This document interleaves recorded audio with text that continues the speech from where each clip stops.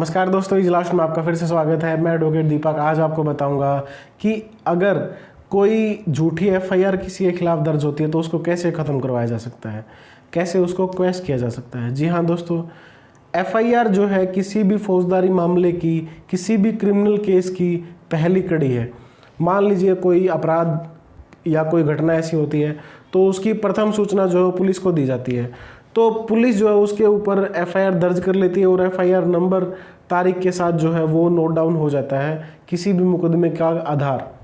तो दोस्तों, जब भी कोई एफआईआर दर्ज होती है तो उसके बाद पुलिस इन्वेस्टिगेट करती है, अरेस्ट करती है, इलाका मजिस्ट्रेट के सामने मुलजिम को पेश करती है, गवाहियाँ होती है और उसके बाद बहस के बाद सज़ा या बरी हो जाती है।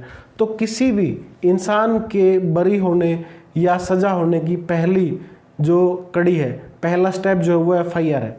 तो दोस्तों, इसलिए एफआईआर एक बहुत ही इम्पोर्टेंट जो है स्टेज है किसी भी मुकदमे में।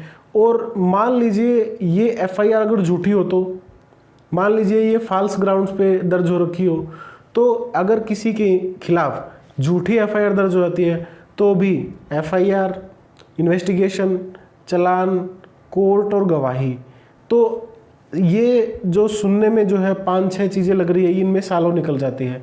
किसी भी फौजदारी मुकदमे का डिसीजन आने तक जो है 2 साल, 4 साल और फिर अपीलाट कोर्ट में टाइम लगता है अलग से।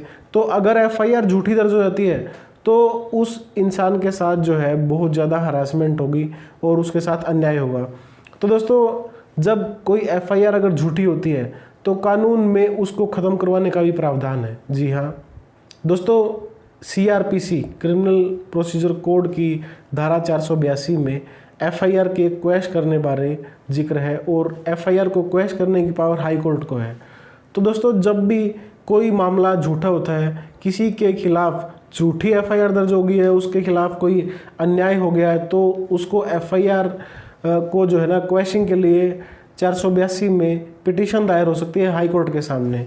लेकिन ऐसा नहीं है कि भाई कोई भी एफआईआर दर्ज होगी और उसको आप हाई कोर्ट लेके पहुंच जाओगे कि भाई इसको क्वैश किया जाए। दोस्तों, एफआईआर को कैंसिल कराने के लिए, एफआईआर को क्वैश कराने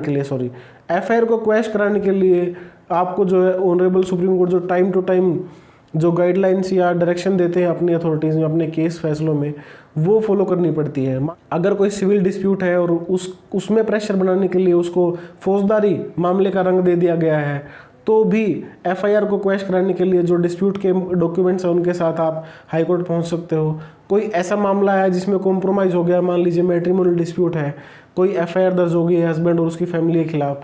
अब जो पत्नी पक्ष है वो नहीं चाहते कि भाई एफआईआर कंटिन्यू हो, तो उनके समझौते के बेस पे भी एफआईआर क्वैश करी जा सकती है। मान लीजिए कोई ऐसी धारा किसी मुलजिम के ऊपर लगा दी गई है जो उसके ऑफेंस के रिगार्डिंग बनती ही नहीं है। मान लीजिए कि अगर उसके जो एफआईआर है उसके कंटेंट्स को भी सच मान लिया जाए, एक पार्ट पे शिकायतकर्ता की शिकायत को सच मान लिया जाए, तो भी जो धारा पुलिस ने लगाई है वो अक्यूज्ड के खिलाफ नहीं बनती है, तो भी उसको क्वैश किया जा सकता है। तो आपको जो ज़रूरी दस्तावेज है और ज़रूरी जो फैक्ट है उनके साथ हाई कोर्ट के समक्ष पहुंचना होगा और 482 में पिटीशन दायर करनी होगी। तब ऑनरेबल कोर्ट जो है वो एफआईआर को ख़त्म कर देते हैं, तुरंत प्रभाव से क्वैश कर देते हैं। और कई बार जो क्वैशिंग है वो पार्शियल भी हो सकती है कि भाई मान लीजिए कोई ऐसा अपराध जिसमें कई सारे लोगों का नाम है और उनमें से कोई एक ऐसा इंसान है कि भाई वो मौके पे मौजूद ही नहीं था, वो योजना बनाने में नहीं था, वो मान लीजिए out of state, out of station कहीं दूर है और उसको उस मामले की जानकारी तक नहीं है और उसके पास इन चीज़ों के सबूत है, तो हाई कोर्ट जो है एक एक्यूज्ड के खिलाफ भी एफआईआर क्वैश कर सकता है या 2 के खिलाफ भी कर सकता है, या मान लीजिए इसको पार्शियल क्वैशिंग आप कह सकते हो। तो दोस्तों, इस वीडियो में आपने जाना कि भाई किसी भी झूठी एफआईआर को ख़त्म करने का क्या तरीका है और कैसे एक इंसान झूठी एफआईआर से बच सकता है। तो इस वीडियो में इतना ही दोस्तों। अगर आपको वीडियो में जानकारी सही लगी है, वीडियो को लाइक करना, चैनल को सब्सक्राइब करना, साथ ही बेल आइकन को जरूर प्रेस कीजिएगा ताकि हर वीडियो की नोटिफिकेशन आप तक सबसे पहले पहुँचे। Thank you.